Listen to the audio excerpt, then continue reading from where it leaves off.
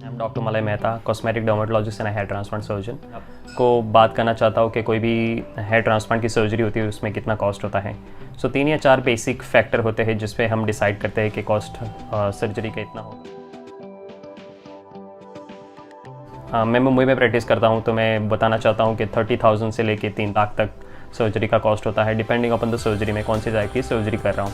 First of all आपको ये पता होगा, शायद आपने थोड़ा बहुत रिसर्च किया होगा, तो 2 तरह की सर्जरी होती है। एक जो होती है स्ट्रिप टेक्निक होती है जिसमें पीछे से पूरी स्किन इंसाइज करते हैं और उसमें से एक बाल अलग करके इम्प्लांटेशन करते हैं, उसको स्ट्रिप टेक्निक बोलते हैं या तो FUT बोलते हैं। दूसरी टेक्निक होती है FUE, follicular unit excision technique, जो ज़्यादा पॉपुलर है। मैं ऐसा नहीं बता रहा हूँ ज़्यादा पॉपुलर है इसलिए बहुत ही अच्छी है। आपको अपने हिसाब से R&D करना चाहिए, रिसर्च करो अपने हिसाब से, आप डिसाइड करो FUT और FUE आपके लिए कौन सी बेटर रहेगी और उसके बाद आपका डॉक्टर बताएगा कि ये बेस्ट रहेगी, आप यही करो। FUE में क्या होता है कि सिलेक्टेड चेरी पिक, मतलब एक फॉलिकल आपके पीछे से एक्सट्रैक्ट किए जाते हैं और फिर इम्प्लांट किए जाते हैं, जिसमें पीछे स्कार नहीं आता। तो FUE रिलेटिवली एडवांस्ड है और बहुत पॉपुलर है। उसमें हीलिंग थोड़ा अच्छा होता है, पेन और डिलेड इन्फेक्शन के चांसेस नहीं होते, इसलिए ज़्यादातर लोग वो प्रेफर करते हैं। इसमें स्किल लेवल थोड़ा ज़्यादा होता है, इसीलिए FUE procedure relatively strip technique से ज़्यादा कॉस्टली होती है।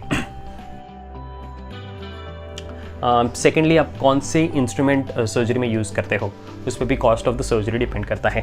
सपोज़ मैं पंच यूज़ कर रहा हूँ, ये अर्टी पंच होता है जो इम्पोर्टेड है और मेजॉरिटी ऑफ द सर्जरी में हम यही यूज़ करते हैं। टर्की मेड या तो फिर यूरोपियन पंच में यूज़ करता हूँ। सो वो पंच की जो सर्जिकल मेटल होता है उतना हाई क्वालिटी होता है कि 3,000-4,000 पंच करने के बाद भी, मतलब जो एक्सट्रैक्शन करते हैं उसमें जो छोटा सा इंस्ट्रूमेंट होता है उसको हम बोलते हैं पंच, तो 3 या 4,000 पंच के बाद भी वो ब्लंट नहीं होता और उसका जो ग्राफ्ट एक्सट्रैक्शन होता है वो रिलेटिवली काफ़ी स्मूथ होता है और अच्छा से होता है। और या तो फिर लो क्वालिटी का यहाँ का यूज़ कर रहा हूँ तो पॉसिबली ये नॉर्मल पंच है जो majority of the clinic in Mumbai and India use होता है। वो मेरे को पंच सस्ते में मिलता है, पर क्वालिटी ऑफ जो ग्राफ्ट होती है वो धीरे धीरे उसमें डैमेज होती है। सो आप कौन सा इंस्ट्रूमेंट यूज़ करें वो भी इम्पॉर्टेंट है। एक्सट्रैक्शन के अलावा दूसरी बात आती है इम्प्लांटेशन, मतलब बालों को पीछे से निकालने के बाद हम आगे इम्प्लांट करते हैं। तो इम्प्लांटेशन में डॉक्टर एदर जॉय इम्प्लांटर यूज़ करता है, एक सफ़ायर स्लिटर बना के उसको इम्प्लांट करता है, या नीडल से यूज़ करता है। उस पर भी डिपेंड करता है कि अगर सफ़ायर क्रिस्टल यूज़ कर रहा है या तो फिर जॉय इम्प्लांटर यूज़ कर रहा है। बहुत कॉस्टली इंस्ट्रूमेंट्स होते हैं, वन टाइम यूज़ कर रहे हैं, थ्रो करने क्या होता है। नीडल जो होती है 2 से ढाई रुपये की होती है, वो मतलब आप 2-3 हज़ार नीडल भी उसमें स्पेंड कर दो तो इतना कॉस्ट बढ़ नहीं जाता। तो कौन से इंस्ट्रूमेंट, जैसे कि ये आपका जॉय इम्प्लांटर है,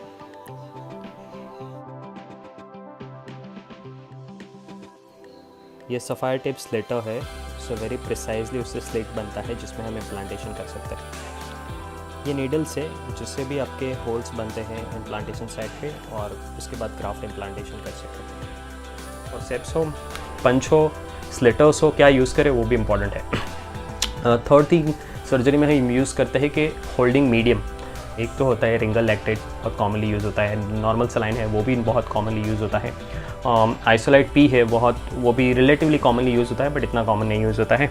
और एक जो दूसरा सबसे इम्पॉर्टेंट हाइपोथर्मोसॉल करके एक जो सोल्यूशन आता है, उसमें एक स्पेसिफिक स्टडी है, मैं आई थिंक वीडियो के इन बिटवीन में आपको ऐड करके बताता हूँ, कि जिसमें उन लोगों ने देखा है कि आप हाइपोथर्मोसॉल सोल्यूशन यूज़ करते हो तो आपका ग्राफ्ट तकरीबन 3 से 5 दिन तक सर्वाइव कर सकता है। अगर वही चीज़ मैं नॉर्मल सलाइन या रिंगल लैक्टेट के साथ करना चाहूँ तो वो 24 आवर के बाद एक भी ग्राफ्ट आपका सर्वाइव नहीं करेगा। सो आपका ग्राफ्ट एक्सट्रैक्ट करने के बाद या तो निकालने के बाद कौन से मटेरियल में रखा गया है वो भी इम्पॉर्टेंट है।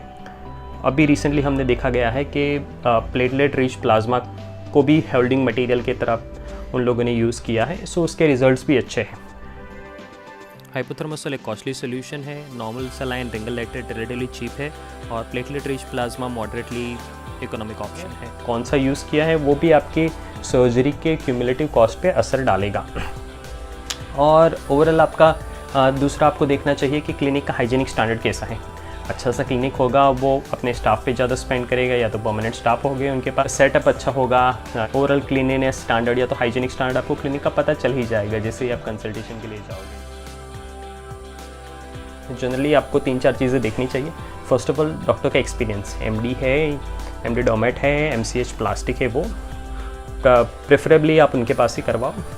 सेकेंडली कि इंस्ट्रूमेंट कौन सी यूज़ करें, वो जनरली कोई अच्छा डॉक्टर होगा तो आपको इंस्ट्रूमेंट के बारे में भी काफ़ी अच्छा बताएगा। होल्डिंग मटेरियल कौन सा यूज़ करें, और आप कुल मिला के देख लो कि ओटी का स्टैंडर्ड या तो फिर क्लिनिक का स्टैंडर्ड हाइजीनिक कैसा है। Thank you, thanks a lot.